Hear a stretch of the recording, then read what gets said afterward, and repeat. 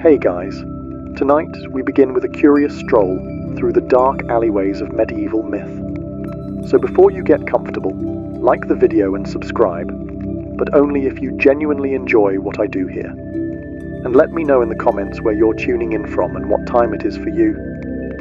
It's always fascinating to see who's joining us from around the world. Now dim the lights, maybe turn on a fan for that soft background hum, and let's ease into tonight's journey together. If your only exposure to Vikings involves towering blonde men smashing things with axes while screaming like they stubbed their toe on Valhalla itself, congratulations, you've already met the berserkers. These guys were the original rage quitters of the medieval world, warriors who, according to Norse sagas, went into a trance-like fury during battle, immune to pain, fear, and the concept of subtlety. For centuries, historians assumed berserkers were just poetic embellishment. After all, ancient texts tend to exaggerate. Dragons?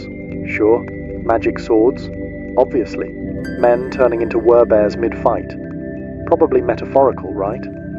Well, not quite. Recent scholarship and archaeological digs have started connecting some wild dots. First, let's talk fashion. Several Viking graves reveal animal pelts, notably bear and wolf, buried alongside warriors.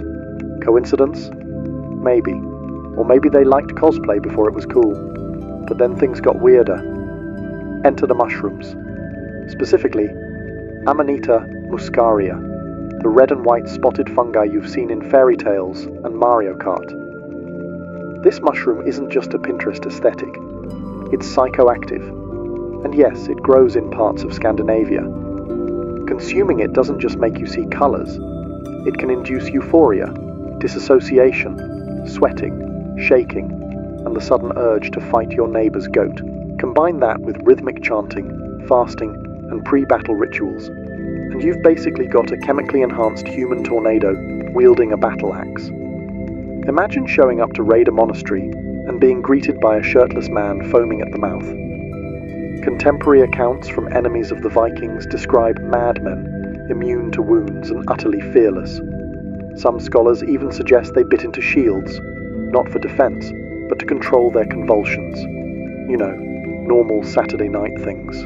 The term berserk now lives on in our vocabulary, but back then it was a terrifying tactical advantage. Imagine trying to form a disciplined shield wall while a hallucinogenic Norseman in a bear pelt sprints at you like he's in a heavy metal music video. Strategy? Meet chaos. Ah yes, 1518. The year when hundreds of people in Strasbourg, France decided to fight despair, famine and disease the only way they knew how, by dancing. Not metaphorically, not romantically, literally dancing until their feet bled, their hearts gave out, and the local authorities considered whether banning music might be healthier than banning witches. At first, it started small. One woman, Frau Trofea, stepped into the street and began dancing. No music, no audience. Just pure medieval groove. A couple hours in, and you'd expect someone to throw her a loaf of bread and suggest a nap. Instead, people watched. Then they joined. Because apparently, in 1518, seeing someone dance themselves into delirium meant, hey, looks fun, I'm in. Within days, dozens were dancing, then hundreds, and not at a festival, in the middle of the street, in the sweltering summer heat, without food, water, or any sense of self-preservation. It would have made a great TikTok trend, minus the mass casualties. What's baffling is the response from city leaders. Instead of, say, quarantining the dancers or bringing in doctors, they leaned into it. Literally. They hired musicians, built a stage, encouraged the dancers to get it out of their system. That's right. Their cure for compulsive death dancing was to crank up the medieval bass. As you can imagine, that didn't work. Historians were long divided on whether this was real or just another pious parable from a time when leeches were considered medicine and astrology made career choices. But numerous records, city accounts, church logs, personal letters, all confirm the same terrifying footnote. People danced, involuntarily, and some didn't survive. So what caused it? The top theories are: 1. Ergot poisoning, a hallucinogenic mold that grows on rye and can cause convulsions, visions, and extremely poor life choices. Or 2. Mass psychogenic illness, basically collective madness sparked by stress, fear, and a lack of hobbies. Whatever it was, it turned one city into a grim disco for a month straight. And if there's a moral here, it's this. Medieval Europe didn't always burn witches. Sometimes it threw them a dance party. If there's one thing the medieval period excelled at, it was turning optimism into tragedy with breathtaking efficiency. Case in point, the Children's Crusade of 1212, a campaign that sounds like a Disney sequel, but plays out more like a dark satire of human judgment. The legend goes something like this. A young shepherd boy in France, let's call him Stephen, because that was literally his name, claimed he received a divine message from Jesus. Not just any message, mind you, but one that instructed him to lead a peaceful army of children to the Holy Land, not with swords, but with innocence, which, as it turns out, is not a useful weapon against trained soldiers and sea storms. Thousands of children joined, because why wouldn't you follow a teenage shepherd who said God told him to walk across Europe barefoot? Parents wept, townspeople cheered, bishops blinked slowly, and off they went, across mountains, down rivers, through towns, singing hymns, starving slightly, getting arrested occasionally. It was a medieval school field trip, minus the chaperones, and with significantly more divine hallucinations.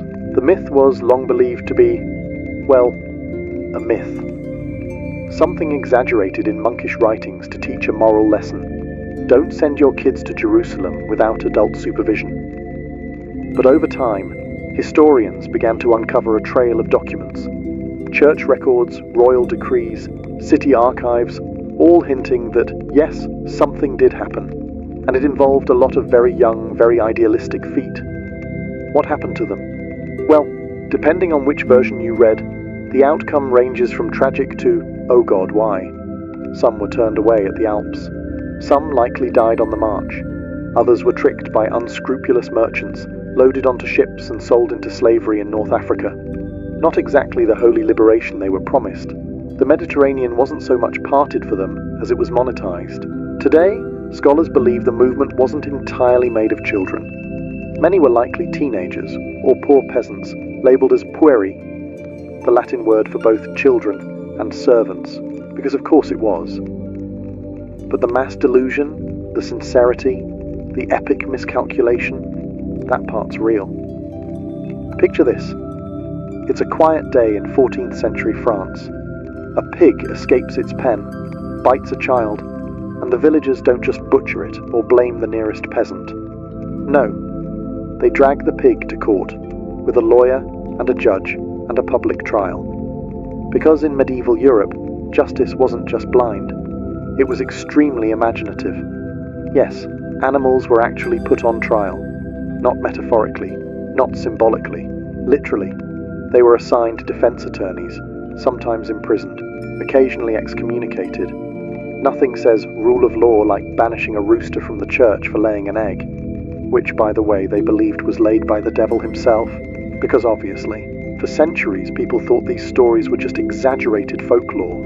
Surely medieval scribes were just being poetic, adding a little flair to their otherwise monotonous lists of grain taxes and fish quotas. But no. Court records, actual parchment-bound proceedings, have been found all over Europe. One famous case from 1386 involved a sow in Falaise, France.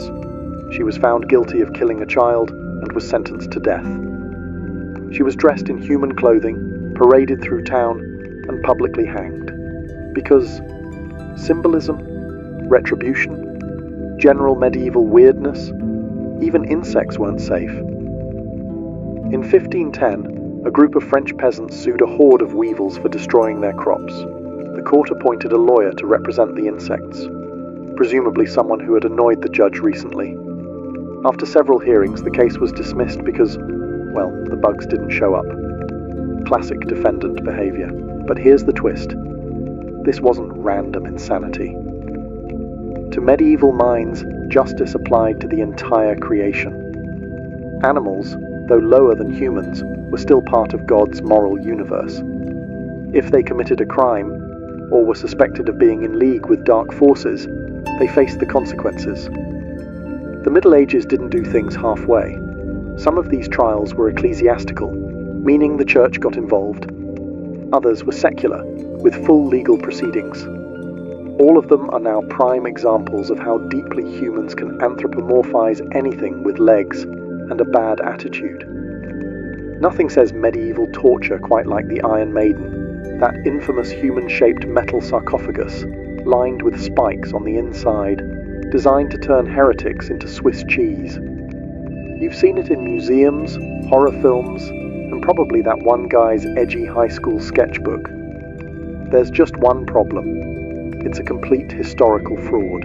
Yes, the Iron Maiden is one of the most iconic torture devices never actually used in the Middle Ages, and yet it's paraded around as if it were the go-to tool of every moody inquisitor with a flair for the theatrical.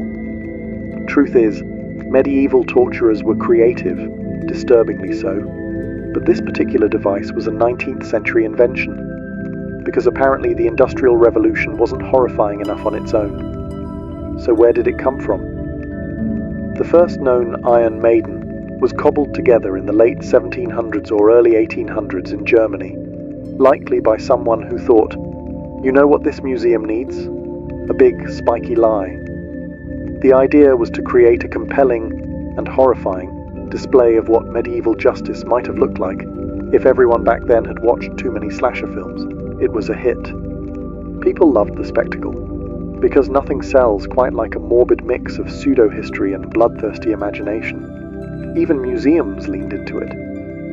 You can still find Iron Maidens proudly displayed behind glass with placards that quietly mention, actually, this is a Victorian-era replica of something we made up entirely. Of course, medieval people did use torture, extensively, creatively, and with almost no HR department oversight.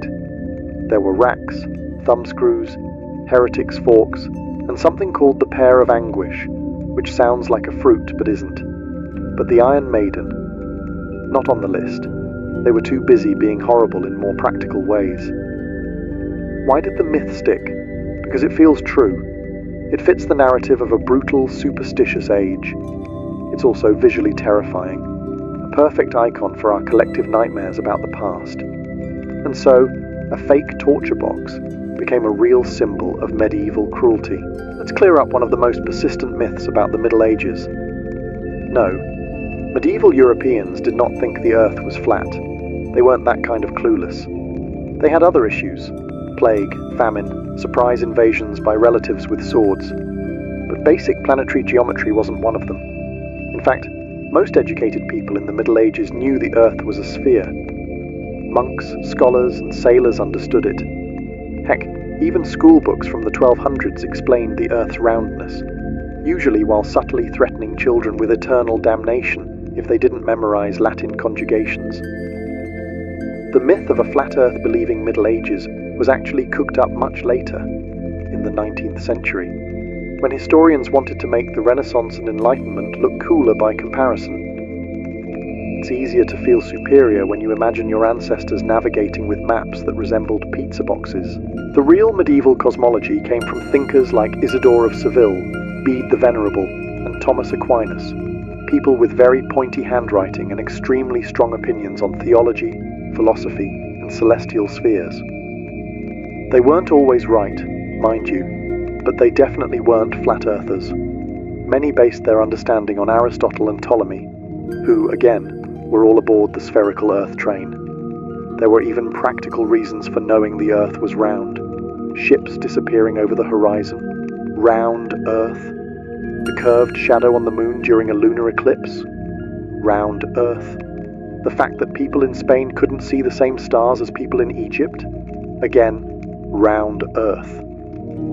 Medieval logic may have been 30% divine revelation, 20% Latin mumbling, and 50% random guesswork, but they still got this one right. The confusion mainly comes from a few scattered quotes taken wildly out of context, and a whole lot of 19th century revisionism. Washington Irving, yes, the Sleepy Hollow guy, wrote a wildly popular fictionalized biography of Columbus that exaggerated how radical his round Earth voyage seemed. Spoiler alert, it wasn't. Imagine being accused of theft in a medieval village. No fingerprints, no camera footage, no, you won't believe what they did, town crier drama. Just you, a priest, a crowd of nosy neighbors, and a cauldron of boiling water. Because in the Middle Ages, justice often meant trial by ordeal, a legal process that relied less on evidence and more on divine intervention, and third-degree burns. There were several popular ordeals, all of them designed to make you question your life choices. The ordeal of hot iron required the accused to carry a red-hot bar of iron for a few paces. If your hand healed cleanly in a few days, God clearly liked you. If it didn't, well, sorry, sinner. The ordeal of boiling water was even more fun. You'd plunge your hand into a pot of boiling water to retrieve a stone. Again, healing nicely. Innocent. Healing like a pizza left under a heat lamp. Guilty. And then there was the ordeal of cold water, which sounds more pleasant, but wasn't. The accused was tied up and thrown into a river. If they floated, they were guilty. Because water, being pure, would reject them. If they sank, well, innocent, but also dead. The system had its flaws. Now, modern minds might assume this was just barbaric nonsense. And yes, a strong argument can be made. But oddly, trial by ordeal sometimes worked. Not because of miracles, but because of psychology. Many people who knew they were guilty refused to go through with it, confessed beforehand, or settled matters another way. And the priests? Oh, they often quietly rigged the results. Let the cauldron cool a bit. Use mild water. Judge the healing with some flexibility. They weren't sadists, most of the time. Just bureaucrats with robes. Eventually, trial by ordeal was banned by the church in 1215. Apparently, someone finally realized that burning people to prove their innocence might not be the pinnacle of divine wisdom. From then on, Europe slowly pivoted toward more rational legal systems. You know, like duels, witch hunting, and accusing your neighbor of consorting with frogs. Ah, Robin Hood, the green-clad outlaw with the sharp arrows, sharper cheekbones, and an unshakable moral compass. Stealing from the rich, giving to the poor, and somehow keeping his tunic wrinkle-free while living in a forest. Sounds great, doesn't it? Almost too great. That's because the Robin Hood we know, the dashing rebel hero who spouts one-liners while dodging arrows in slow motion, is about 90% literary invention and 10% actual medieval tax drama. But here's the fun part. Someone like Robin Hood probably did exist, or rather, several someones. Records from the 13th and 14th centuries mention men with suspiciously hoodish names, Robehod, Hobahod, and variations like Robertus Hoodus, often listed as criminals or fugitives. And by criminals, we mean people who may have just skipped out on taxes, poached a deer, or looked at the local sheriff funny. None of them robbed banks or hosted socialist banquets under oak trees. But they were outlaws in the literal sense, cast outside the law, surviving on wit, vows, and a deep mistrust of authority. Over time, their stories merged into a composite legend, like a medieval version of fan fiction. If that fan fiction also involved lots of stabbing and plague. The earliest ballads about Robin Hood aren't exactly Disney-friendly either. In the 14th century versions, Robin is violent, short-tempered, and disturbingly fond of murdering monks. Maid Marian doesn't even make an appearance until later. And Friar Tuck, he'd sooner throw you in a pond than listen to your sins.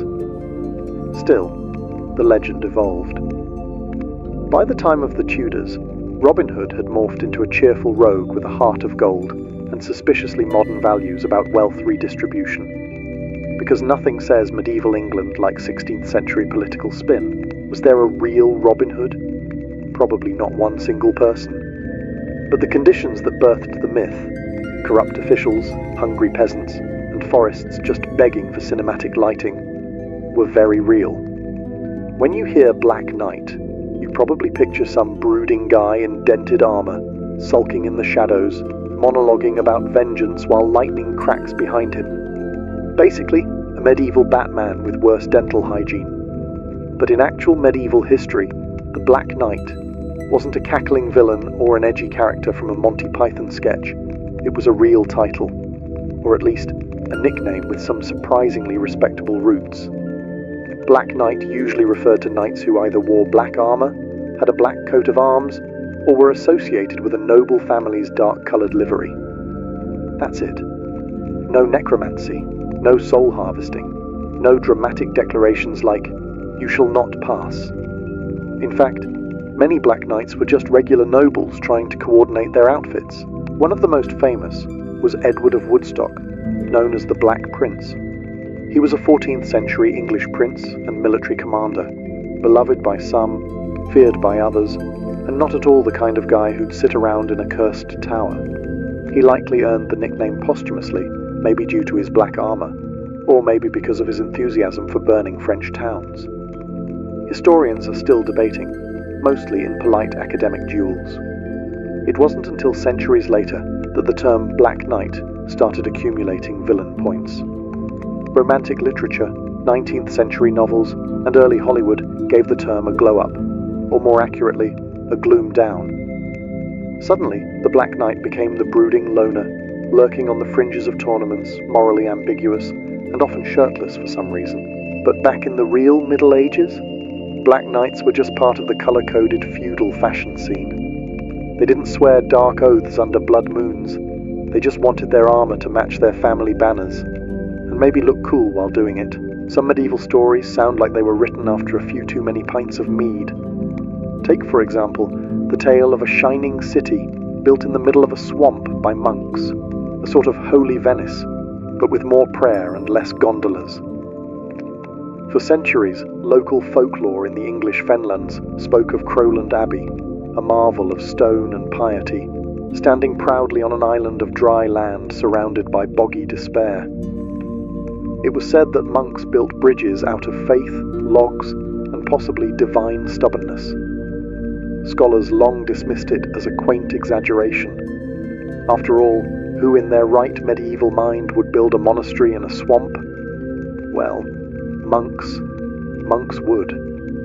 Recent excavations have confirmed that Crowland Abbey, founded in the 8th century and expanded throughout the Middle Ages, did indeed rise out of the muck, complete with causeways, raised walkways, and early drainage systems so clever they make modern plumbing blush. These monks weren't just praying in the mist, they were engineering their way through it. They constructed wooden platforms on piles driven deep into the peat. They used gravel and clay to firm up walkways, and they built bridges, including the famous triangular bridge, which still survives today. Three-way symmetry, baby. You don't get that kind of architectural ambition from drunken peasants with a shovel. So why the swamp? Well, two reasons. Isolation and tax breaks. Monasteries were supposed to be separate from the sinful world. Nothing says holy isolation like being surrounded by mosquitoes the size of pigeons. Plus, land no one else wanted was often cheaper. So monks got crafty. They turned the marshes into a hub of spiritual and economic activity, farming eels, making cheese, and somehow not getting trench foot every winter. The result? A real-life miracle of persistence, engineering, and mild dampness. One that confirms that even the strangest-sounding medieval legends might be hiding a soggy little nugget of truth. Ah, yes, Pope Joan, the mysterious woman who supposedly fooled the entire Catholic Church, rose through the ecclesiastical ranks, became Pope, and then dramatically gave birth in the middle of a papal procession. You know, your standard medieval Tuesday. For centuries, her story was whispered with scandalous glee, and then furiously denied by church scribes with the energy of someone deleting browser history. Many modern historians declared it medieval gossip, a cautionary tale cooked up by monks who really didn't want women near the altar. But here's the thing. Recent re-evaluations of medieval texts, art, and papal timelines have made some historians raise an eyebrow. And not in the sarcastic way, The earliest detailed versions of Joan's story appear in 13th century chronicles, but there are earlier hints. For example, the 11th century chronicle of Marianus Scotus lists an unnamed pope between Leo IV and Benedict III, a suspicious gap where Pope Joan supposedly reigned. Coincidence? Or just a medieval clerical error? Pun, unavoidable. Then there's the odd tradition of the sedia stercoraria, a throne with a suspiciously hollowed-out seat used during papal enthronements.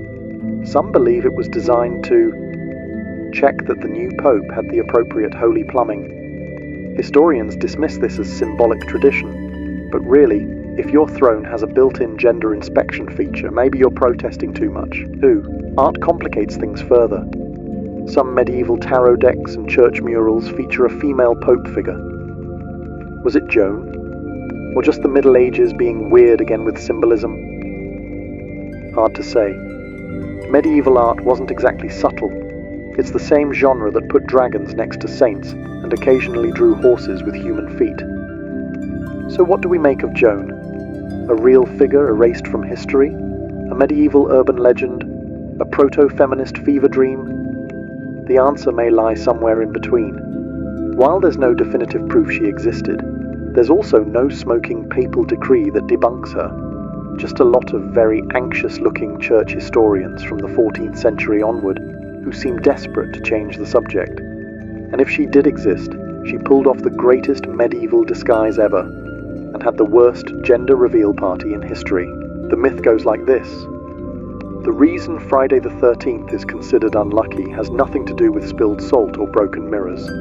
It all goes back to the dramatic downfall of the Knights Templar. And unlike most scary campfire tales, this one actually has a historical backbone, and a sword, and a very angry French king. Let's rewind to October 13th, 1307, a Friday naturally, when King Philip IV of France decided he was done being broke and slightly jealous of a secretive military religious order that had more land, more money, and frankly, better capes than he did. With the subtlety of a toddler flipping a board game, Philip ordered the mass arrest of the Knights Templar. Across France, hundreds were seized, tortured, and accused of crimes that ranged from spitting on the cross to worshipping a mysterious bearded head, which, if you've ever seen medieval relics, is honestly not that weird. The Pope at the time, Clement V, tried to act surprised, but eventually folded under pressure. And by pressure, we mean Philip breathing heavily down his neck with an army. The church disbanded the order in 1312, and the last Grand Master, Jacques de Molay, was burned at the stake in 1314. Before his fiery exit, he allegedly cursed both the king and the Pope, and guess what? They both died within a year. Coincidence? Or medieval karma? So yes, the connection between Friday the 13th and the Templars has historical roots, though the superstition didn't really bloom until centuries later. But the drama? That's 100% certified medieval. The Templars weren't just knights. They were bankers, crusaders, landowners, and walking PR nightmares for secular rulers. Their downfall wasn't caused by heresy, it was caused by debt. King Philip owed them a lot of money, and nothing clears a tab like a few strategic executions and a smear campaign. When you think of medieval surgery, chances are you picture a bearded man with questionable hygiene, sawing off limbs with a kitchen knife while screaming, "God wills it," over a background chorus of patient agony and Gregorian chants. And, honestly, that happened more than once. But here's the twist. Not all medieval medicine was utter madness. Some of it actually worked. No, seriously. Recent analysis of 10th to 14th century medical manuals and archaeological remains shows that medieval surgeons weren't complete sadists with a hacksaw and a prayer. In fact, they were surprisingly competent at wound care, trepanation, and even cataract surgery, with tools that look like they were designed by a blacksmith on a budget. Take trepanation, the act of drilling a hole in your skull to relieve pressure, cure headaches, or release those pesky demons. Because why trust Tylenol when you can ventilate your brain? Archaeological evidence shows patients survived these procedures at decent rates, their skulls showing signs of healing. So, not just a medieval lobotomy, more like a last-ditch effort with a decent follow-through. And then there's wound care.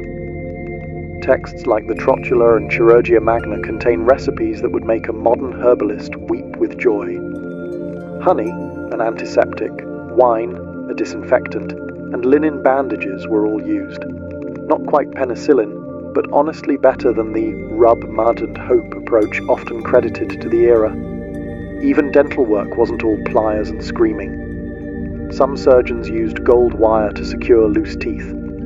Granted, medieval toothpaste was mostly charcoal and regret, but hey, they tried. Yes, there were leeches. And urine analysis. And yes, if you had a suspicious mole, someone might call it a sign of witchcraft and light you on fire. But overall, if you avoided the plague, war injuries, and humour imbalances, you had a fighting chance with a halfway decent barber surgeon. Of course, this doesn't mean medieval hospitals were soothing wellness spas.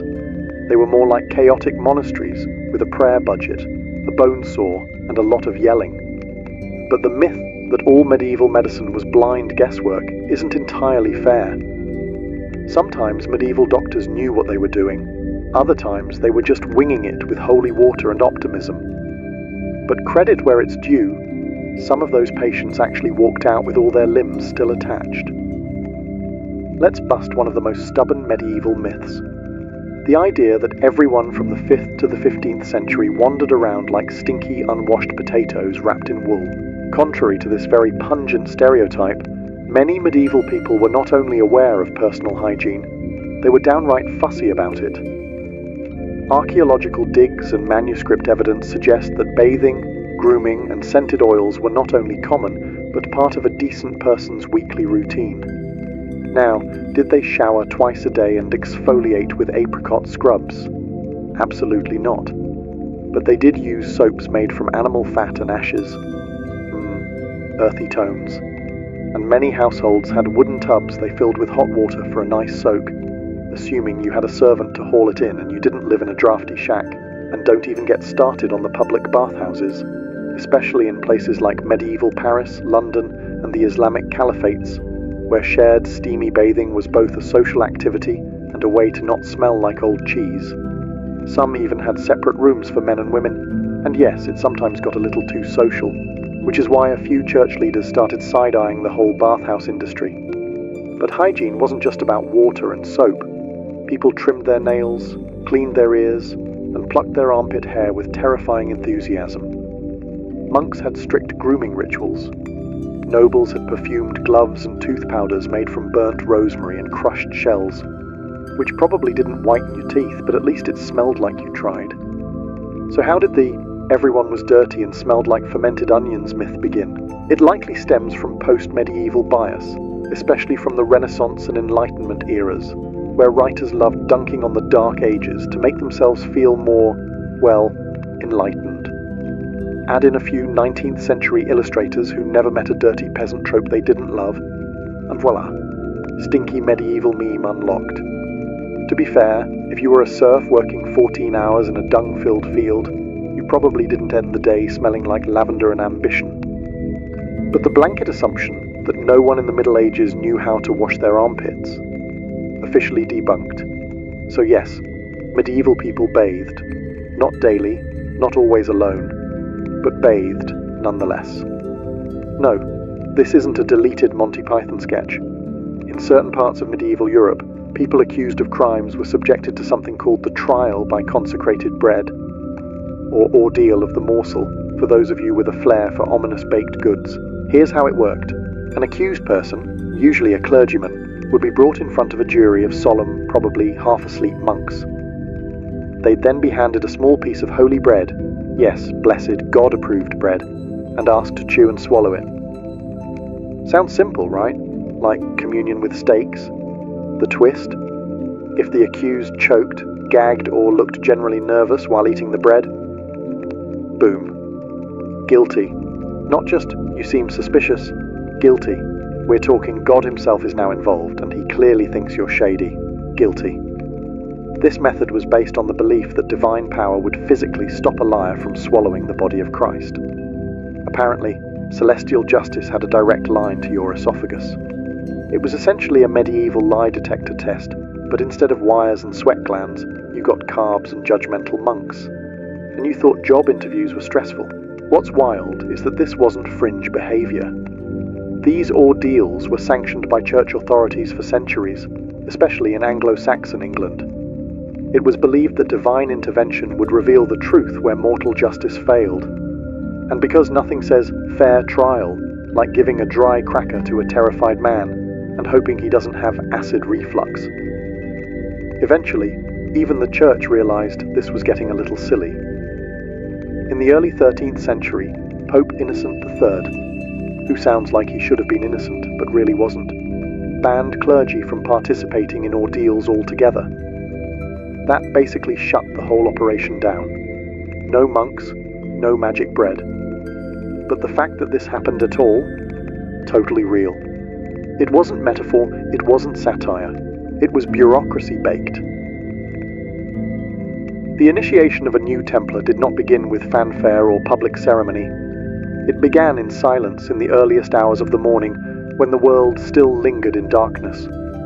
A candidate, usually a young knight of noble birth, would approach the gates of a Templar preceptory, a fortress monastery that was part barracks, part holy sanctuary. He arrived with no fanfare, no escort, and no weapons. By custom, he was to come humbly, leaving behind the trappings of his old life. His sword, his shield, his armor, and even his family's name would mean little inside those walls. To join the order was to sever ties with earthly glory. The gatekeeper admitted him into a courtyard still shadowed by torchlight. The air was thick with a strange mix of anticipation and dread. Here, silence was enforced. He was forbidden to speak until spoken to. Brothers of the temple guided him into the chapel, the heart of the ritual. Unlike the grand cathedrals of Christendom, a Templar chapel was often stark and bare. Flickering lamps threw long shadows across stone walls, while relics, splinters of the true cross, bones of saints, and holy icons, were arranged upon the altar. The setting was designed to impress upon the initiate that he was stepping into a realm where the sacred outweighed the worldly. The brothers assembled in solemn ranks, their white mantles marked with the blood-red cross. The candidate stood alone before them, a solitary figure beneath their watchful gaze. Every movement was deliberate, every moment choreographed to remind him that he was no longer an individual, but a servant of a larger divine cause. Even the air seemed heavy, filled with an unspoken question. Was he truly ready to abandon everything? The dawn light began to creep through narrow slits in the chapel walls, illuminating the altar as the candidate was led forward. His journey had begun not with battle, but with surrender. Before him lay not an enemy, but an order that demanded absolute devotion. He was not there to prove his strength with the sword, but to demonstrate humility before God and obedience to the Master. This was the threshold, the last breath of his old life, and the first step into the secretive brotherhood of the Knights Templar. The candidate's first true trial was not of sword or shield, but of his own heart. After being brought into the chapel, he stood before the master of the temple, who presided over the ritual like both judge and father. Around them, the brothers formed a living wall of silence, their eyes fixed on the man about to renounce his past life. The questioning began with ritual formality. The master would ask the candidate whether he came of his own free will, without coercion or deceit. This was not mere rhetoric. The Templars demanded certainty. A man who joined unwillingly could not be trusted, and a man who sought the order for selfish gain was worse than useless. He was asked, "Do you desire to enter the company of the poor fellow soldiers of Christ, and to serve God all the days of your life?" The questions grew sharper, designed to pierce through pride and uncover hidden motives. Did he owe debts? Was he married, or bound by promises to women or lords? Did he carry obligations that would conflict with his new vows? Any hesitation in answering could spell rejection. The Templars sought men unencumbered by divided loyalties, for a divided man could not fight with a pure heart. Then came the questions that tested courage. The master warned him that the life ahead would not be easy. You will know no ease, no wealth, no luxury. You will be called to hunger, to hardship, and to death in the service of Christ. The candidate was reminded that he would wear a simple robe, eat plain food, and surrender any personal possessions. He would obey commands without hesitation, even unto death. This was not romantic knighthood. It was discipline bordering on monastic severity. If the candidate faltered, this was the moment to turn back. Many did. The ritual allowed a man to walk away before making the oath, sparing both him and the order from later regret. But if he stood firm, the master pressed him once more. Do you still wish to remain? A resolute answer marked the difference between a mere visitor and a brother in arms. This questioning was not meant to humiliate but to refine. It stripped away illusions and forced the man to confront the weight of his choice. Only when his answers satisfied the master and the assembled brothers did the ritual move forward. He was now on the very edge of binding himself, not just to an army, but to a holy cause that claimed his soul as much as his sword. Once the candidate had proven his resolve through questioning, the ritual moved into its most sacred phase, the taking of vows. Unlike secular knighthood, which emphasized honor, wealth, and lineage, the Knights Templar demanded the opposite. The initiate was asked to renounce not only earthly pleasures, but also his very sense of independence. The first vow was poverty. Standing before relics of the saints and the cross, he declared that he would own nothing personally. Any wealth, land, or inheritance he possessed would be surrendered to the order. From that moment forward, his bed, his cloak, his sword, even the bread he ate, all belonged not to him, but to Christ through the temple. Poverty was not symbolic. It was total. A Templar knight might have once commanded dozens of servants, but now he would sleep on straw and share meager rations with his brothers. The second vow was chastity. Here, the candidate swore to renounce women, marriage, and the comforts of family life. For many knights, this was the hardest oath. To forsake heirs meant to cut off dynastic legacy, a duty that noble families prized above all. Yet the Templars demanded it without hesitation. The initiate swore to love no woman in a carnal sense, devoting all passion instead to Christ and the Virgin Mary. This was one of the reasons the order's rituals later fueled suspicion. In a society where marriage defined one's role, men who cut themselves off from women were seen as unnatural, perhaps even dangerous. The third vow was obedience. If poverty demanded surrender of possessions, and chastity demanded surrender of desire, obedience demanded surrender of will. The candidate swore to follow the commands of the master and his superiors instantly and without question, whether on the battlefield or in the cloister. This vow bound the knight as tightly as chains.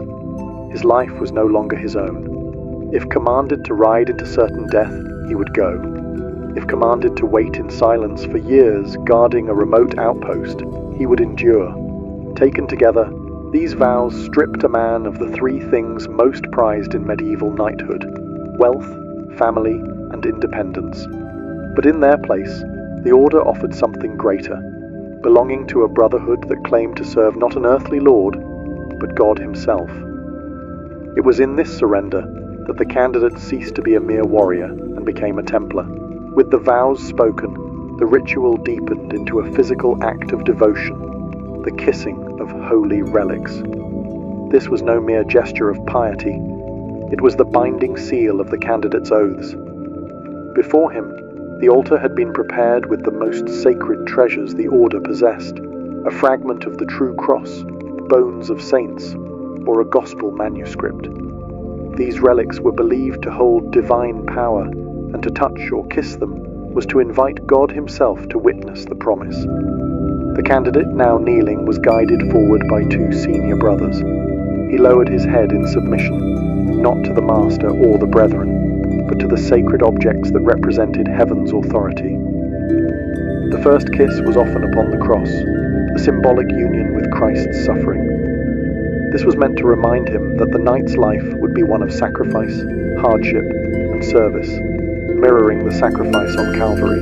Next came the relics of saints, men and women who had lived holy lives of endurance and faith. By pressing his lips to their remains, the initiate aligned himself with their legacy. It was a moment of transference, where the living pledged to carry the torch of the dead. To refuse the kiss would have been unthinkable, but the act was more than symbolic. In the medieval imagination, to kiss a relic was to form a covenant. Breaking that covenant would endanger one's soul for eternity. The ritual was heavy with silence. The gathered brothers stood still, their white mantles unmoving, while the soft sound of lips against relics echoed in the chapel. The candidate knew that every kiss was not just a kiss of faith, but a kiss of binding. From that moment forward, betrayal would not only shame him before men, but condemn him before God. This act of veneration also added fuel to later myths. Outsiders whispered that the Templars kissed relics in secret rites, or worse, that they kissed forbidden objects of blasphemy. Such rumours, spread in later centuries, would haunt the order. But in truth, this moment was deeply orthodox, a sacred sealing of vows that mirrored practices found across medieval Christendom. When the final relic was kissed, the initiate was no longer simply a candidate. He was bound by lips and oaths, tied to a chain of faith that stretched back to saints, apostles, and Christ himself. The vows and relics had bound the candidate spiritually, but the order demanded a visible display of humility before he could be welcomed fully. This moment came when he knelt before the master of the temple, a gesture that transformed him from knight of the world to servant of Christ's militia. In medieval society, kneeling was a symbol of fealty, a way of showing submission to a lord. But in the Templar rite, the meaning was even deeper. The candidate knelt not to a man, but to the discipline and divine mission embodied by the master. The ritual was simple, but heavy with meaning. The candidate sank onto both knees, head bowed, his hands pressed together as if in prayer. This posture was no accident. It echoed the way a vassal pledged loyalty to a feudal lord, yet stripped of the worldly rewards that came with such service. Here, there would be no lands, no castles, no riches promised in return. Instead, the knight was binding himself to poverty, chastity, obedience, and the perpetual hardships of holy war. The master placed his hands over the candidates, sealing the act with authority. Then came the words of command, a reminder that from this moment forward, the initiate must obey without hesitation. Whether the order was to ride into battle, to guard a lonely fortress in the desert, or to spend years in prayer and fasting, his duty was absolute. Obedience was not a matter of negotiation. It was total. Yet there was also comfort in this kneeling. For all its severity, the order was a brotherhood. The candidate was no longer an isolated warrior, but a part of a chain of loyalty and protection. By kneeling, he signaled his willingness to be shaped, disciplined, and defended by his brothers as much as he was now bound to serve them. Observers outside the chapel might have seen only a knight kneeling before another man, but within the order this act carried a mystical dimension. To kneel was to die to the self, to cast aside pride, and to be reborn in service to God's will. It was the act that broke the knight's worldly identity and remade him into a Templar. When the master raised him up, he was no longer a supplicant. He was a brother, marked by humility, yet bound to carry himself with the unshakable strength of one who served not kings, but the kingdom of heaven. After kneeling before the master, the initiate was not yet complete. The ritual reached its communal stage, his acceptance among the brethren.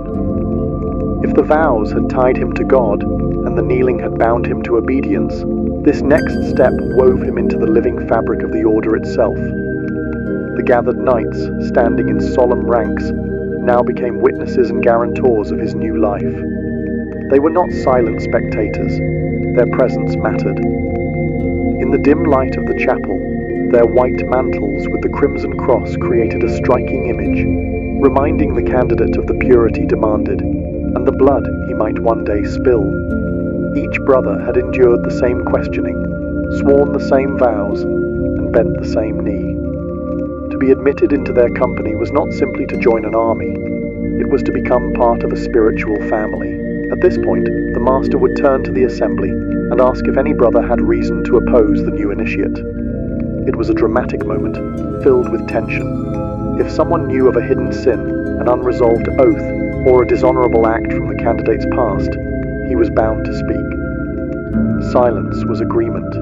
It meant that the man was accepted as pure enough for the temple. The weight of collective approval was immense. Acceptance was not only by the master, but by the entire brotherhood. Once no objection was raised, the master declared the candidate a Templar. At this pronouncement, the atmosphere shifted. The brothers, who had until then remained rigid and distant, now welcomed him with a gesture of fraternity. Some rituals mention the kiss of peace, where each knight greeted the new brother with a kiss on the cheek, a sign of spiritual kinship. Others describe a symbolic embrace, bringing the initiate physically into the fold. This moment of acceptance carried enormous significance.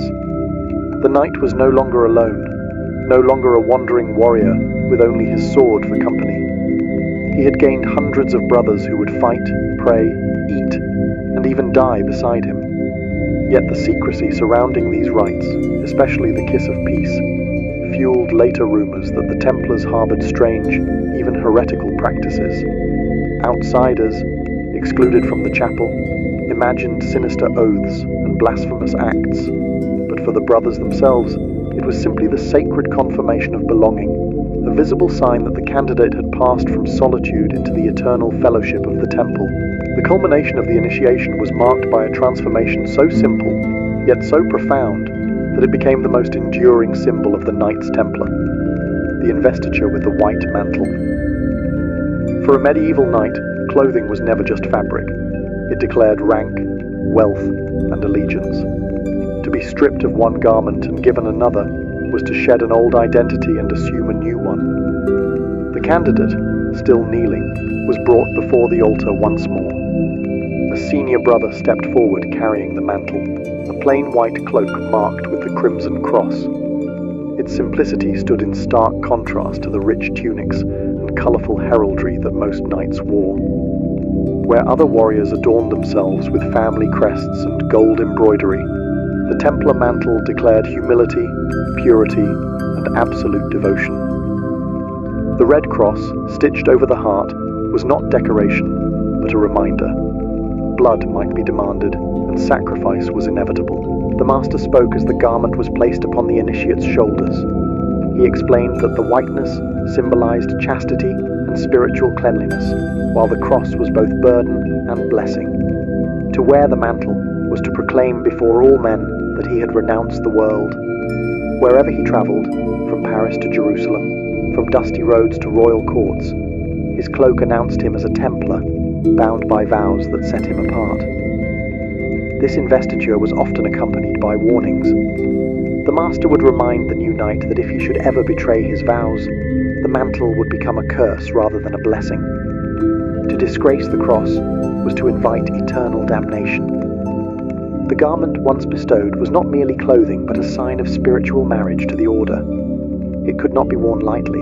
The chapel would fall into hushed reverence as the initiate rose, now cloaked in white and red. For the first time, he stood visibly as a Templar knight. The assembled brethren saw not a candidate, but a brother, clothed in the same colours that they themselves bore. The moment carried both pride and dread.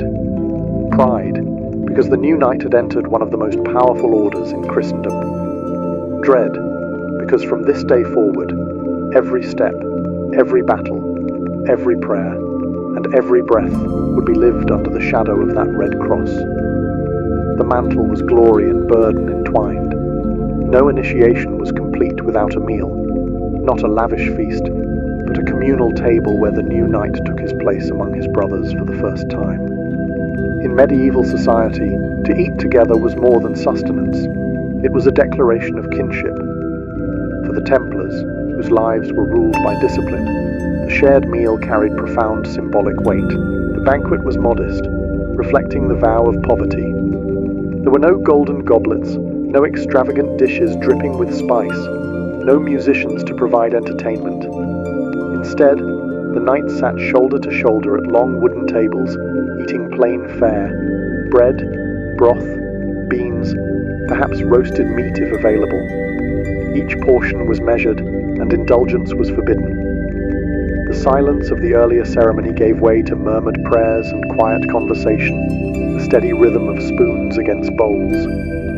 For the new initiate, this was the first test of belonging. He was no longer an outsider standing before the order, but a brother at their table. By eating the same food, drinking the same watered wine, and following the same rules, he stepped fully into the rhythm of Templar life.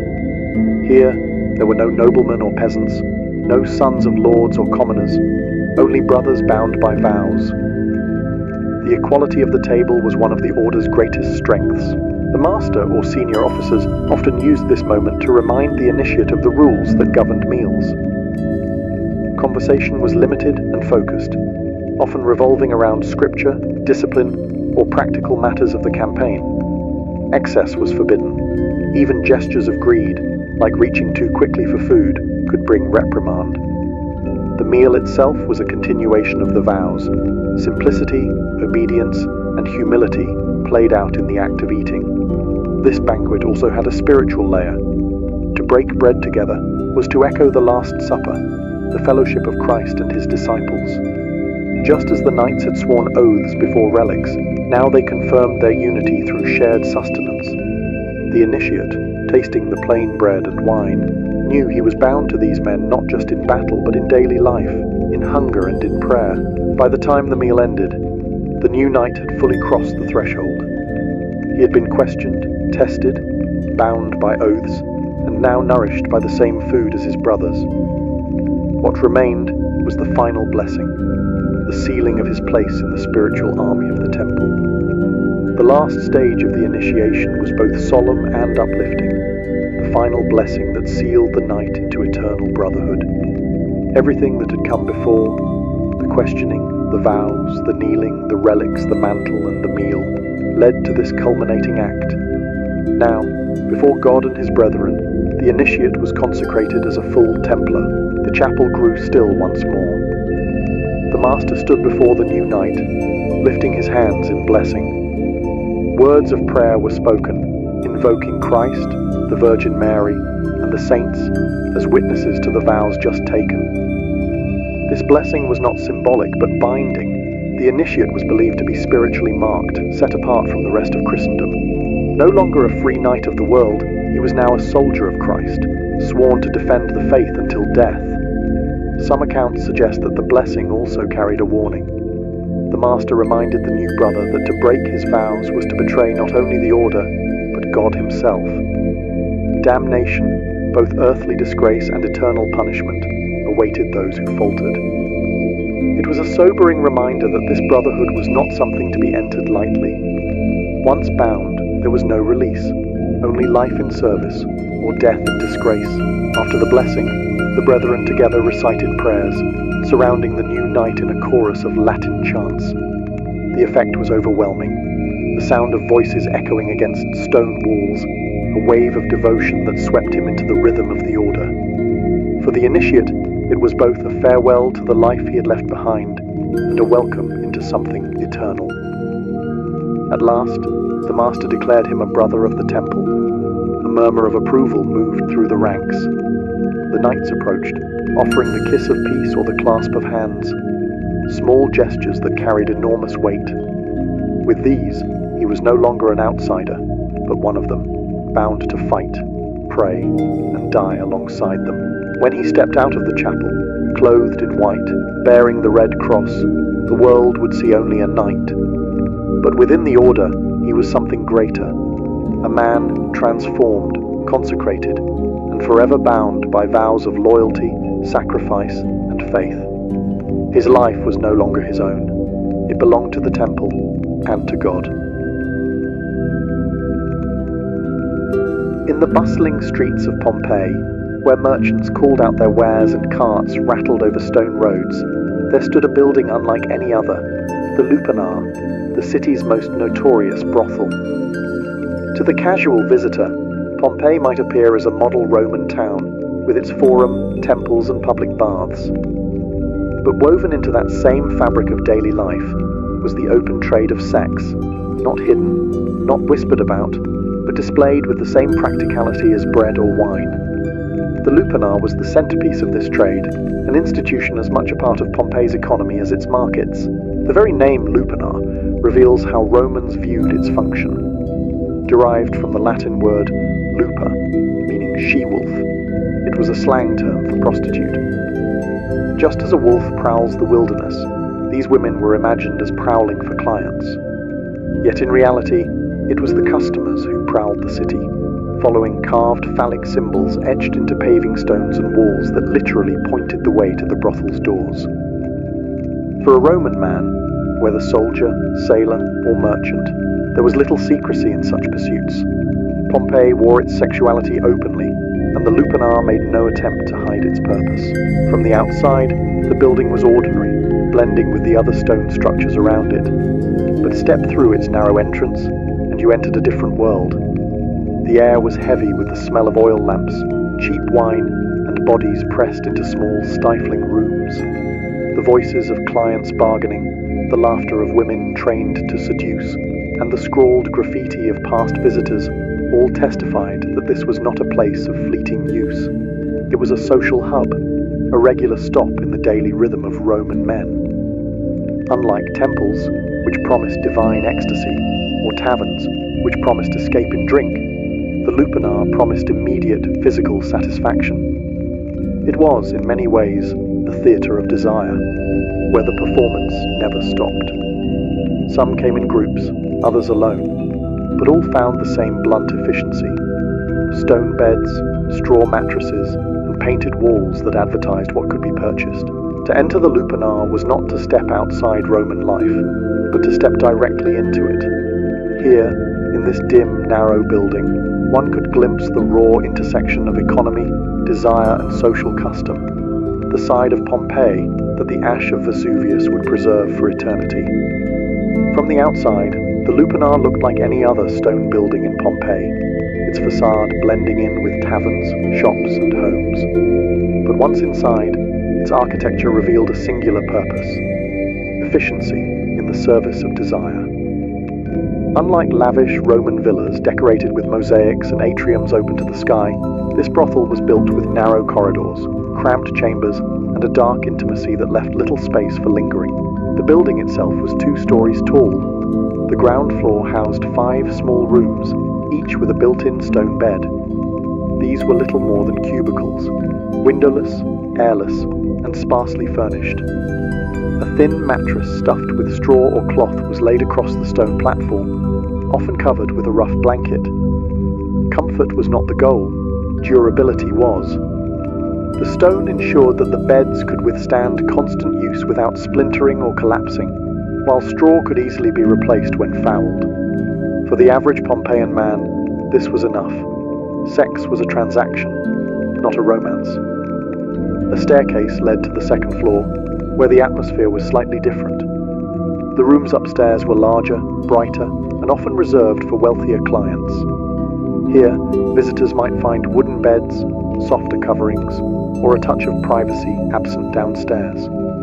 Those who could afford to pay more sought not only pleasure, but also comfort, and the architecture reflected this hierarchy of experience.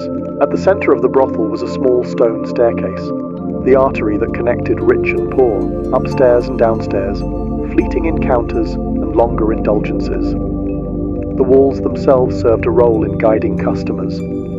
Phallic carvings pointed toward the rooms, almost like arrows, ensuring that even strangers could navigate the building. The brothel was practical, but it was also symbolic. The cramped ground floor rooms represented the raw, unvarnished side of Roman sexuality, quick, transactional, and accessible to all. The upper rooms reflected the stratification of Roman society, where wealth could still purchase luxury, even in the pursuit of lust. Together, they formed a microcosm of Pompeian life, class divisions, economic realities, and human desire all compressed into a single structure. To walk its halls was to step into a machine built for one purpose: Every corner of the lupanar, from the echo of footsteps on stone floors to the flicker of oil lamps against frescoed walls, reminded the visitor that this was not a home or a temple, but a marketplace of flesh. Perhaps the most striking feature of the lupanar, and the one that has fascinated historians and tourists alike, are the erotic frescoes painted above the doorways of its small rooms. These images were not abstract decorations or veiled hints. They were explicit, colourful depictions of sexual acts, preserved remarkably well under the ash of Mount Vesuvius. To walk into the brothel was to be confronted by a literal catalogue of desire, a visual menu that guided the client in his choices. In a city where literacy rates were limited, especially among slaves, foreigners, and lower-class visitors, these paintings were practical. A traveller who did not speak Latin, or a client who could not read, could still point at the image that matched his preference. Each fresco depicted couples in different positions or scenarios, leaving little room for modesty or ambiguity. The Romans did not cloak sexuality in euphemism here. They displayed it with the same matter-of-fact clarity as a baker displaying loaves of bread. The placement of these frescoes also carried symbolic weight. They were positioned above each room's doorway, almost like signboards in a shop. Some scholars argue that they functioned as advertisements for what might be available inside, while others believe they were more general illustrations meant to inspire arousal. Either way, the effect was unmistakable. The walls themselves became salesmen, guiding the eye and the imagination. The artistry was crude by the standards of Roman villas, which often boasted refined mythological frescoes. But what the lupanar's images lacked in polish, they made up for in clarity. The bold lines, exaggerated bodies, and unembarrassed poses conveyed exactly what was on offer. And unlike the subtle eroticism found in elite homes, these frescoes were unashamedly transactional. They existed to facilitate business. Interestingly, these menus may also have functioned as a form of regulation. By displaying a range of acts openly, the brothel standardized expectations, ensuring that both client and prostitute understood the terms.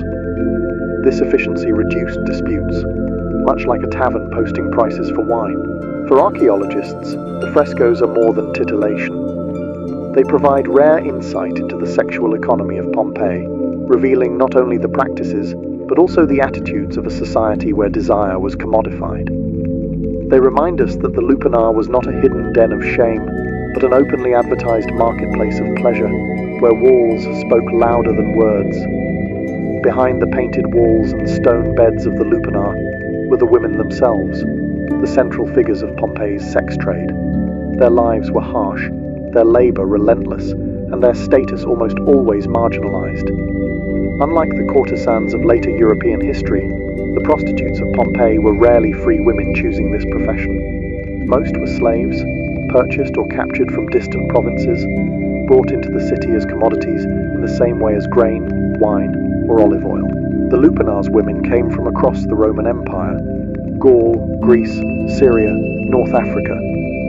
Their foreign origins were sometimes advertised as exotic attractions, appealing to clients who desired novelty. These women often had their identities stripped away, given simple Romanized names such as Fortunata, Lucky One, or Prima, the First. Such names reduced them to functions, catalogued like items in a market stall. Their daily existence was grueling. From morning until late at night, they worked in tiny, airless rooms, often servicing multiple clients in succession. Payment was collected quickly, usually a single coin, sometimes the equivalent of a loaf of bread. The women kept almost nothing for themselves. Earnings were claimed by the brothel's owner. Even their bodies were not truly their own, subject to the demands of strangers and the rules of the establishment. Yet within this bleak reality, traces of individuality survive. Graffiti scratched onto the walls of the lupanar preserve snippets of the women's voices, boasts, names, and even playful remarks left for future clients to read. Some inscriptions reveal pride in skill, others bitterness at exploitation. These fragments remind us that the women were not faceless commodities, but human beings with wit, frustration, and resilience. The stigma they bore was immense. Roman society tolerated prostitution but did not honor it. Prostitutes were legally classified as infames, a status that stripped them of many rights. They could not marry respectable citizens, inherit property, or participate fully in civic life. The brothel gave them visibility but not dignity. Still, these women were essential to Pompeii's economy and social fabric. They provided a service openly demanded by men of all classes, from slaves to senators. And though their names have largely been lost to history, the ash of Vesuvius has preserved the traces of their labor, their voices, and their silent endurance inside the narrow chambers of the lupanar. If the women of the lupanar were its labor force, the clients were its lifeblood. To understand Pompeii's brothel, one must understand the men who filled its rooms. Contrary to the assumption that prostitution was the indulgence of only the poor or desperate, the lupanar's clientele spanned all ranks of Roman society. From slaves with a single coin in hand to merchants fresh from trading voyages, from soldiers stationed nearby to local elites seeking anonymity, all passed through its narrow doorway. The affordability of services made the brothel accessible to nearly everyone. A visit could cost as little as a single aes, roughly the price of a loaf of bread. This meant that even the lowest labourer could purchase a moment of pleasure. For wealthier patrons, the upstairs rooms offered more comfort, a softer bed, and perhaps the illusion of exclusivity. Yet the act itself remained the same. Quick, transactional, stripped of romance. Graffiti scrawled across the walls reveals not only the presence of clients, but also their personalities. Some proudly recorded their visits. "I had a great time here with Fortunata." Others left crude boasts of their virility, turning the walls into a ledger of masculine ego. A few inscriptions even read like customer reviews, praising or mocking the women by name. These writings, casual yet permanent, paint a vivid picture of how normalized brothel visits were in Pompeian life. For Roman men, there was little stigma in visiting a prostitute. Married men often sought out the lupanar without shame. Fidelity was expected from wives, not husbands. Roman law and custom viewed sex with prostitutes as acceptable, even practical. It provided an outlet that, in the eyes of many, protected respectable women from male appetites. Thus, the brothel became not only a place of pleasure, but also an institution that reinforced the double standards of Roman morality. At the same time, the lupanar offered more than just physical release. It was also a social space, a place where men could drink, boast, and carve their names into eternity. It functioned as part tavern, part club, and part stage for performances of masculinity. In a world where status and reputation defined identity, leaving a mark on the walls of the brothel was, for some men, as important as leaving one on the battlefield. The clients of the lupanar were not a hidden subculture. They were Pompeii itself, the traders, soldiers, and citizens who made the city thrive, and who saw no contradiction between civic duty and knightly indulgence. If the frescoes of the lupanar were the official advertisements, the graffiti carved and scratched into its walls were the unofficial commentary, a chorus of voices echoing through time. Few ancient buildings offer such an intimate glimpse into daily life as this brothel, where the walls became a canvas for humor, pride, lust, and frustration. Visitors left behind crude boasts of their conquests. One inscription reads, "I screwed many girls here." Another, more specific, names the prostitute. "I had a good time with Fortunata for 1 coin." These graffiti blur the line between casual bragging and customer reviews, giving us a rare sense of how men spoke of their experiences in unfiltered honesty. Some comments even praise or criticize the women's skills, making the lupanar's walls one of the earliest forms of public rating systems. But not all graffiti came from clients. Some of the women themselves inscribed their names or brief statements, reclaiming a voice in a place where their lives were otherwise controlled. These scribbles often reveal pride, wit, or defiance. One woman etched her name beside a heart, a reminder that even in the harshest conditions, individuality could not be erased. For archaeologists, These markings are invaluable, transforming faceless workers into real human beings who laughed, loved, and endured. Other graffiti reveal the social mix of the brothel. Soldiers scrawled crude drawings of shields or phallic symbols, merchants recorded names, and travelers carved jokes in foreign scripts. The brothel became not just a site of sex, but a cultural meeting point, a melting pot of languages and classes united by common appetite. Interestingly, some inscriptions veered into the philosophical.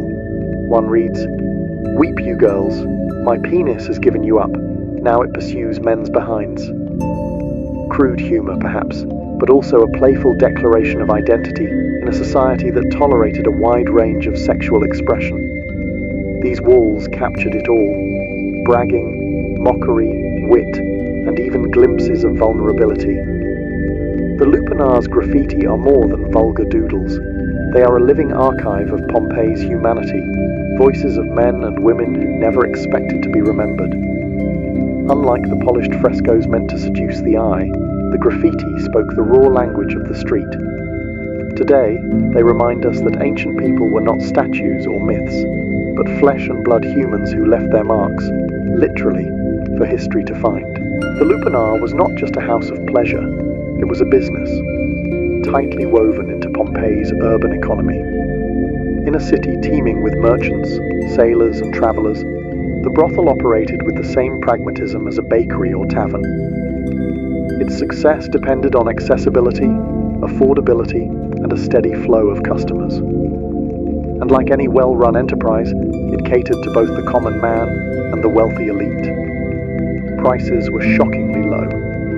Inscriptions suggest that a visit could cost as little as the price of a loaf of bread. For a single coin, a soldier or labourer could secure a few moments in one of the ground floor cubicles. The upstairs rooms, reserved for wealthier patrons, commanded higher fees.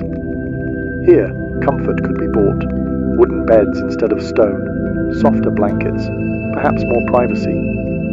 Yet even in these rooms, the encounter remained transactional, stripped of sentiment.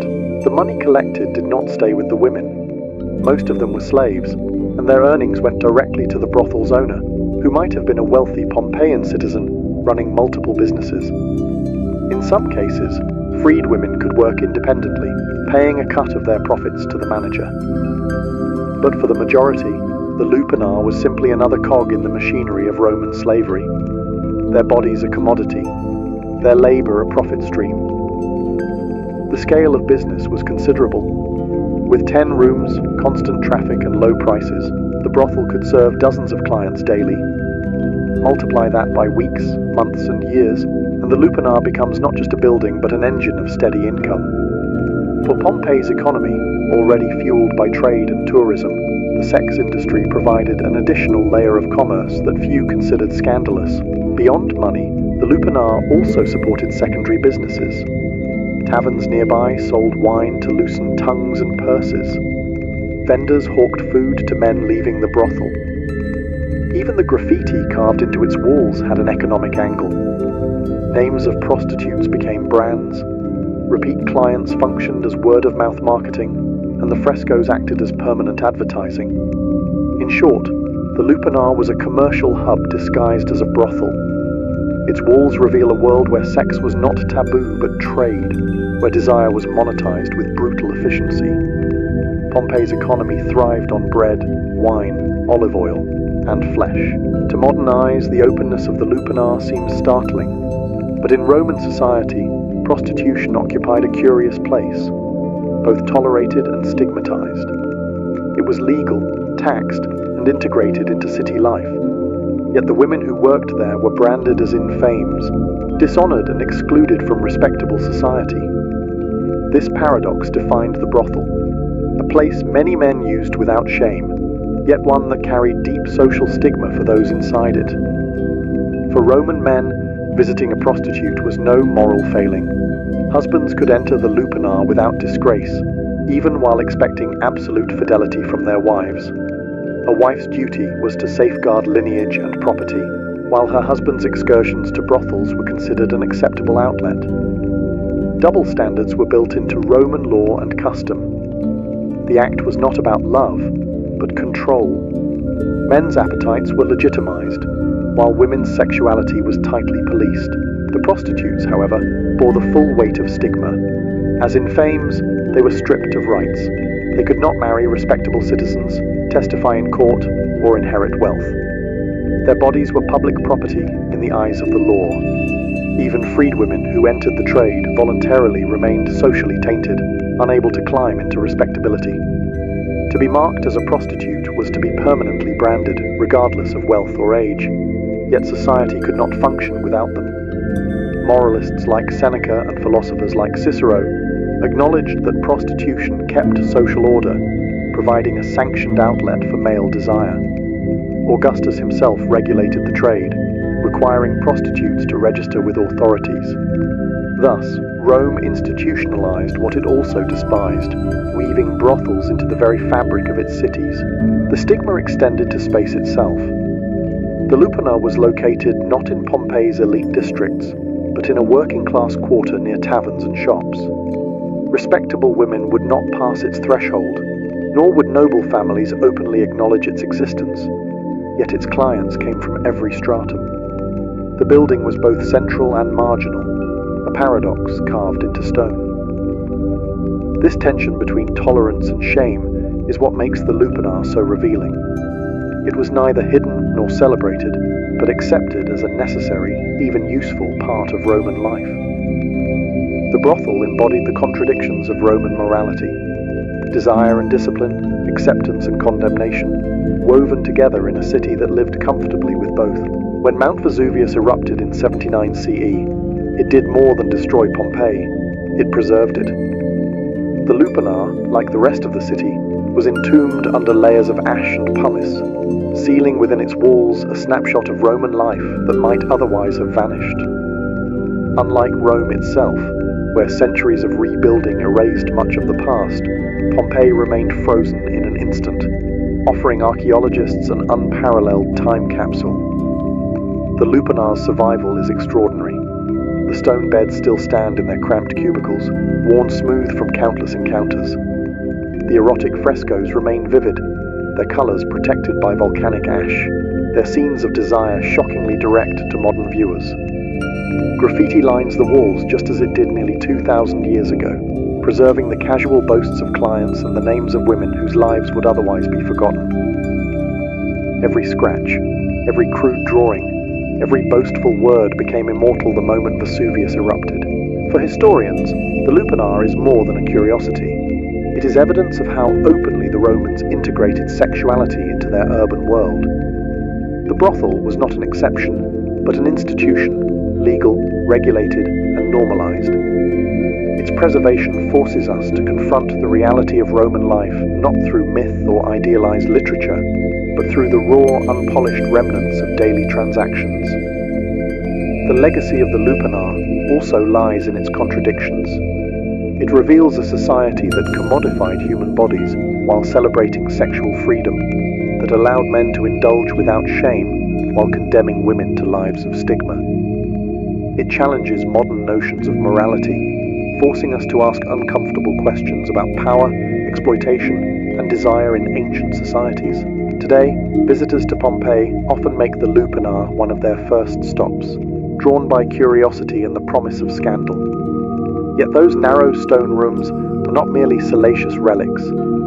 They are memorials to lives lived in shadows, women who labored without recognition, men who scrawled their names into eternity, and a city that saw no contradiction in mixing commerce with lust. The Lupanar endures as Pompeii's most infamous building, a place where economy, desire, and human frailty collided. Preserved by catastrophe, it speaks across millennia, reminding us that beneath the grandeur of Rome lay the unvarnished truth of its people, hungry, flawed, passionate, and profoundly human. In Sparta, marriage was never about romance, candlelit evenings, or tender vows. It was first and foremost a duty to the state, an obligation wrapped in ritual, designed to serve the city's unrelenting demand for strength. Unlike Athens, where marriages centered on family alliances and the management of households, Sparta had one clear priority: the production of strong children who would grow into fearless soldiers and resilient mothers. The personal desires of the bride and groom mattered little in comparison to the collective needs of the community. The Spartan system was unique in the ancient Greek world. Every institution, from education to religion, was geared towards sustaining a military powerhouse. Men spent the majority of their lives in the agog, the harsh training program that molded them into warriors. Women were expected to be equally resilient, trained in physical exercise so they would bear healthy offspring. Within this framework, marriage was not a private arrangement, but a civic responsibility. A couple's union was viewed through the lens of what it could contribute to Sparta's future armies. This mentality shaped every aspect of their customs. For Spartans, a wedding was less about joy and more about efficiency. The state intervened heavily, ensuring that unions were not based on whim, but on practical considerations: age, strength, and fertility. Even myths about Spartan weddings reinforce this utilitarian ethos. The idea that two people might marry for affection or personal preference was seen as weak, even dangerous. Love could distract a warrior from his duty, while indulgence in luxury was a threat to Sparta's austere way of life. Yet despite this cold practicality, Spartan marriages carried a strange kind of equality. Unlike in other Greek city-states, Spartan women were not confined to the shadows of the household. They owned land, managed estates, and spoke openly in public. Their role in marriage was therefore more balanced, not as submissive dependents, but as partners tasked with maintaining the Spartan bloodline. The rituals that surrounded weddings reflected this duality: harsh, even brutal, yet deeply symbolic of shared strength. In the end, a Spartan marriage was not two individuals binding themselves to each other for love, but two citizens binding themselves to Sparta. Their union was another weapon in the city's arsenal, forged not in passion but in the fires of necessity. In Sparta, the timing of marriage was not left to chance, nor was it guided by personal desire. The state carefully dictated when its citizens could wed, ensuring that the institution served its military and demographic needs above all else.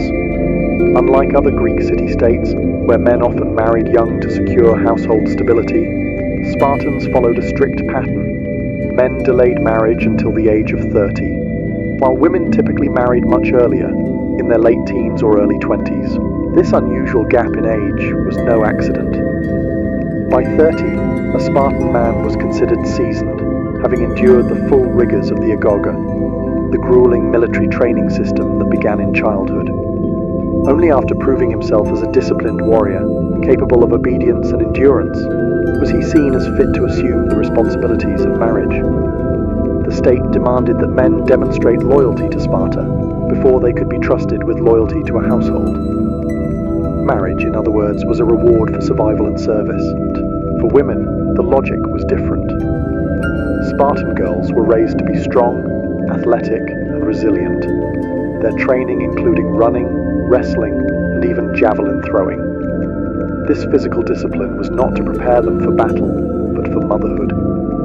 The ideal Spartan bride was one who could endure childbirth and produce vigorous children. By marrying young, women entered their most fertile years under the watchful eye of the state, aligning their personal lives with Sparta's goal of breeding strong offspring.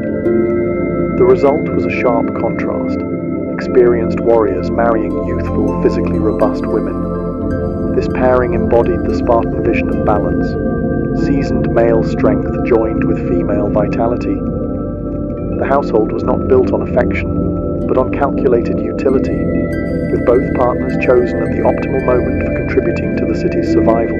Yet, paradoxically, this arrangement gave Spartan women more influence than their counterparts elsewhere. Because men remained in barracks until 30, even after marriage, wives often managed estates and finances in their husband's absence. This created an unusual dynamic where women were younger but not powerless, entrusted with responsibilities that Athenian women could scarcely imagine. Thus, the age of marriage in Sparta reflected more than biology. It reflected ideology. It was a timetable crafted by the state, ensuring that marriage served not personal romance but the perpetual machinery of war. Few customs in the ancient world were as striking or as unsettling as the Spartan treatment of brides on their wedding night. Unlike the flowing dresses and elaborate hairstyles of Athenian or Corinthian brides, Spartan women were stripped of their femininity before entering marriage. Their heads were shaved clean, their bodies dressed in a man's cloak, and simple sandals replaced any hint of adornment. In this moment, the bride was transformed, not into a delicate wife, but into something resembling a young warrior. Why such an unusual ritual? The symbolism was twofold. First, it reflected Sparta's rejection of luxury and vanity. Long hair, jewelry, and perfumes were markers of wealth and softness, traits despised in a society that valued austerity and discipline. By shaving the bride's head, Sparta stripped away beauty as ornament, forcing the union to rest on strength, not appearance. Second, the disguise blurred the lines between male and female. Spartan marriage was not about a passive woman joining a dominant man. Instead, the bride's transformation emphasized her role as a partner, one expected to endure hardship and contribute to the Spartan ideal of strength. Dressed in male clothing, she embodied toughness and equality, signaling that she was not to be treated as fragile. This practice was unique in Greece, where most women were confined to the household and expected to embody submissive modesty. The act also carried a deeper psychological purpose. To a Spartan groom, accustomed to spending his life among men in military barracks, the transition to marriage could be jarring. By presenting the bride in an androgynous form, the ritual softened this shift, bridging the gap between male camaraderie and heterosexual union. Over time, as hair grew back and the woman adopted her new role as wife, the transformation was complete. She was now both hardened like her husband and capable of producing the next generation of warriors. Though strange to modern eyes, this shaving ritual reveals how deeply Sparta fused gender roles with civic duty. The bride's body was remade into a symbol of resilience, a living reminder that marriage in Sparta was not about romance or beauty, but about survival, strength, and the creation of a unified, disciplined household. In most Greek cities, weddings were public celebrations filled with music, banquets, and processions. In Sparta, however, the union of husband and wife began with something that looked more like a raid than a ceremony: the ritual abduction of the bride. Far from a romantic gesture, this practice symbolized strength, control, and the transfer of the woman into her new role as wife. After the bride had her head shaved and was dressed in male clothing, she was secretly abducted by her groom. The act was not violent in the sense of a real kidnapping. It was staged, with both families aware of the custom. Yet the symbolism was powerful. The groom carried her away from her family home to a private chamber, marking the decisive moment when she left her old life behind. The ritual carried layers of meaning. First, it echoed the military culture of Sparta. Just as Spartan men were trained to seize and endure through force, the abduction dramatized marriage as a conquest, not of love, but of duty. The woman, stripped of her feminine markers, was taken into a new world where she would serve Sparta as mother of warriors. Second, the abduction reinforced secrecy and restraint. Unlike other Greek weddings, there was no grand feast or display for the community. Instead, the first meeting between bride and groom was hidden, solemn, and controlled. The marriage bond was not meant for public spectacle, but for private strength, reflecting Sparta's disdain for extravagance. Perhaps most intriguing was the way this ritual fit into the larger system of male life in Sparta. Even after marriage, men continued to live in military barracks until the age of 30. For years, a husband would often visit his wife only at night, slipping secretly into her quarters and leaving before dawn. Some scholars suggest this secrecy kept passion alive by maintaining a sense of novelty. Others argue it symbolized the subordination of marriage to military life, a reminder that no man's household could ever take precedence over Sparta's army. For the bride, the abduction marked her transformation. She was no longer her father's daughter, but a Spartan wife, bound not only to her husband, but to the city itself. For the groom, it was both a rite of dominance and a test of discipline, proof that even in love, he acted under Sparta's rules. For most cultures, marriage meant a new household, shared meals, and daily life as husband and wife. In Sparta, things were very different. Even after the wedding night, the husband did not move in with his bride. Instead, he returned to the military barracks, where Spartan men were required to live until the age of 30. Marriage, therefore, began with separation rather than togetherness. The bride, meanwhile, remained in her family home or in a household prepared for her. She managed domestic affairs and land, roles that carried far more weight in Sparta than in other Greek states. Because men spent most of their lives training or at war, Spartan women bore responsibility for running estates, supervising helot labourers, and ensuring the household prospered. In many ways, a wife was the true economic backbone of the family, while her husband continued his service to the state. Conjugal visits were often secretive. A young husband might slip away at night to meet his wife in private, returning to his barracks before dawn. These clandestine encounters added an unusual intensity to early married life. Some historians believe this secrecy kept desire alive, preventing the familiarity that could dull passion.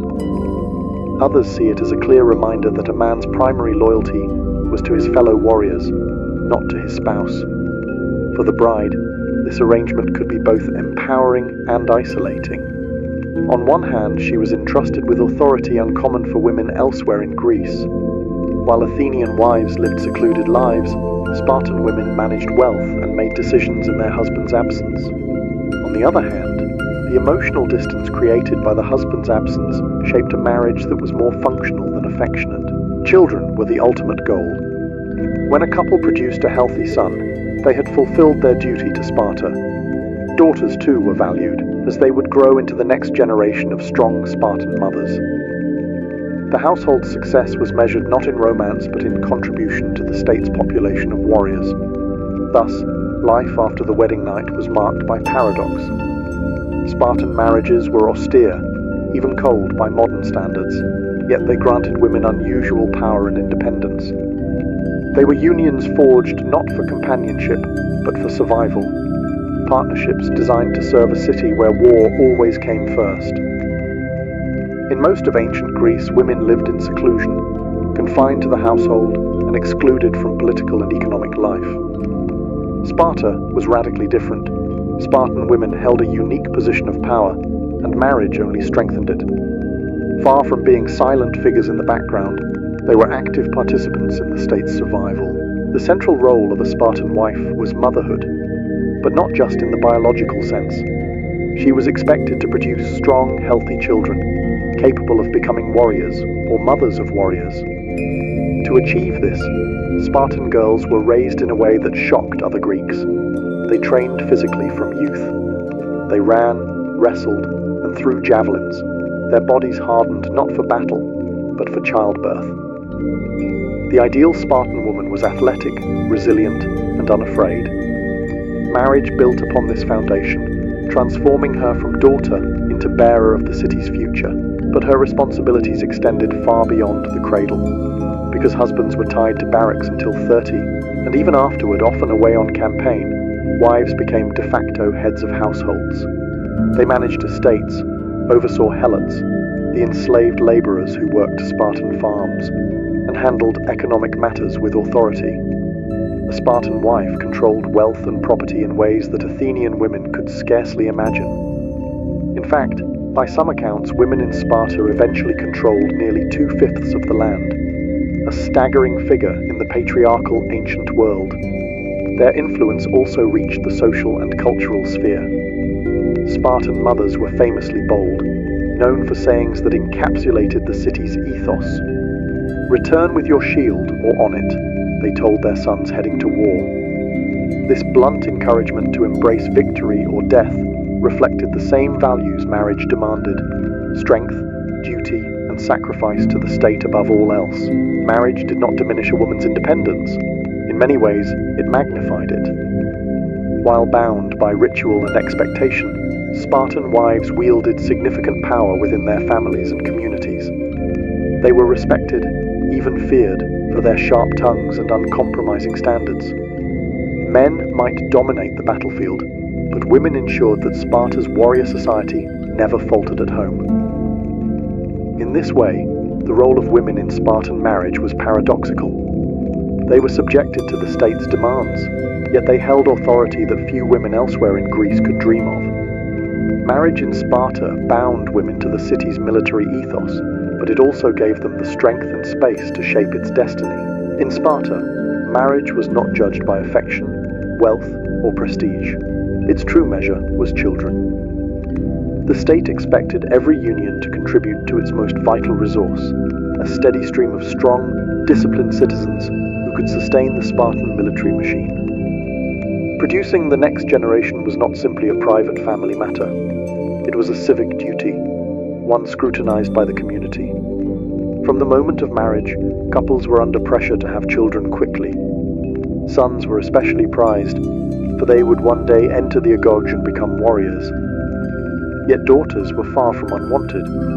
Strong women were valued as the future mothers of warriors. In fact, Spartan girls were raised with the same emphasis on physical health as boys, ensuring they would one day endure childbirth and produce healthy offspring. The obsession with strength led to unusual practices. If a husband was too old or infertile, the state might encourage his wife to conceive with a younger or stronger man. Unlike in other Greek cities, this was not considered scandalous. It was pragmatic.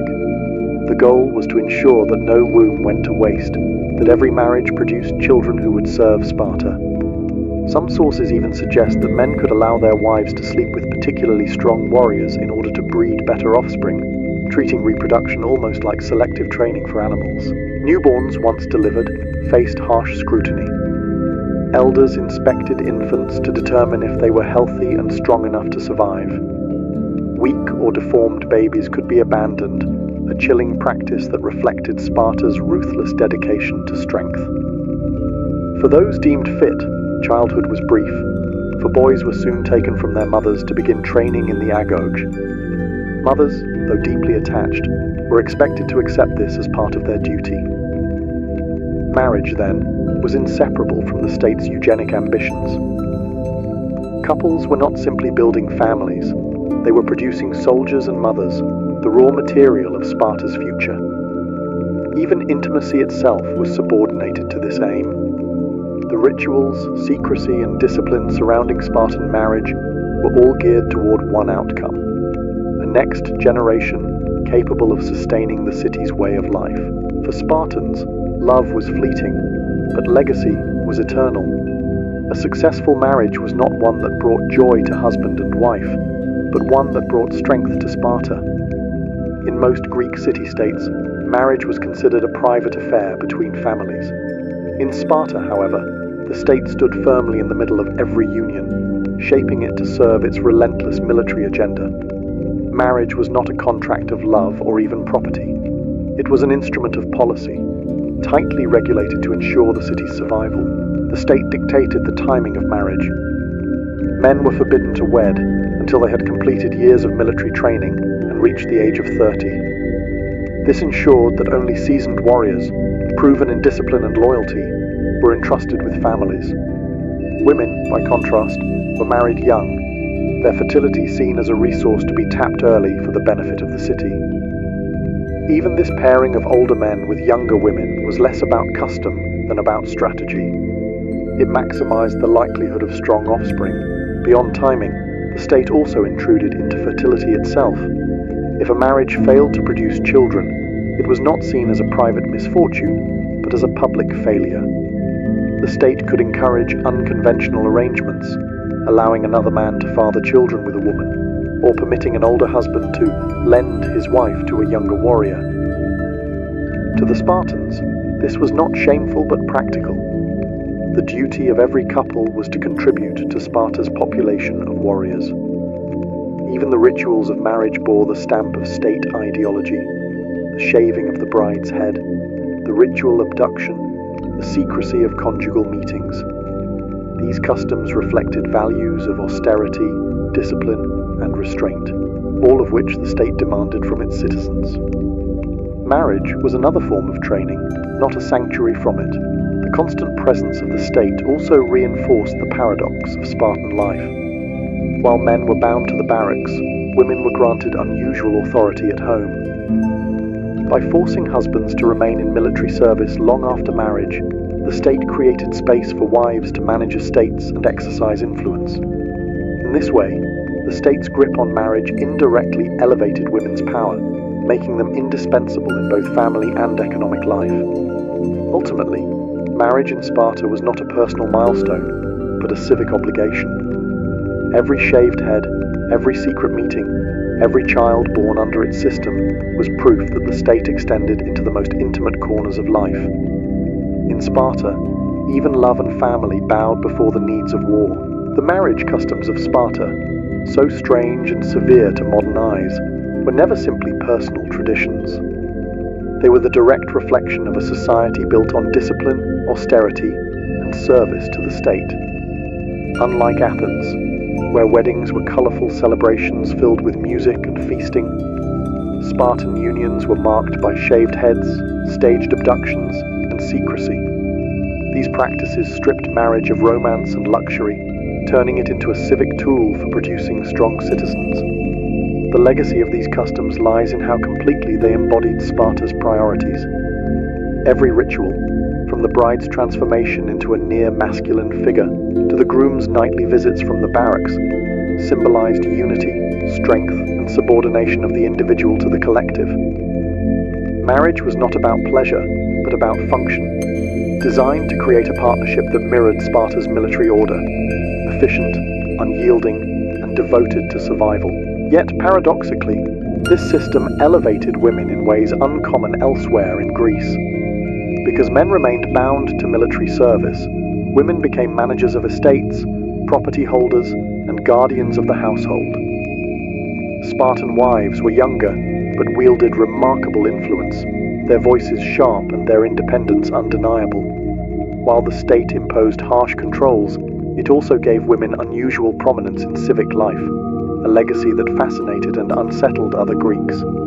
These customs also reveal Sparta's uncompromising view of human relationships. Children were inspected for strength, marriages arranged for fertility, and even intimacy itself was subjected to the demands of the state. Love was secondary to duty, and beauty was shaved away in favor of resilience. What mattered was not the comfort of husband and wife, but the endurance of a society permanently at war. When Sparta eventually declined, its marriage rituals, like its military discipline, became the stuff of legend.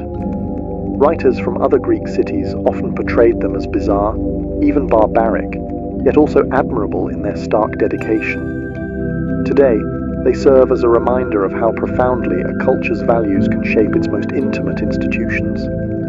The legacy of Spartan marriage customs is not romance, but revelation. They show us what happens when the state takes hold of family life, molding love and union into weapons of survival. In Sparta, even a wedding was a battlefield, a place where duty triumphed over desire, and the future of the city was forged in the private bonds of husband and wife.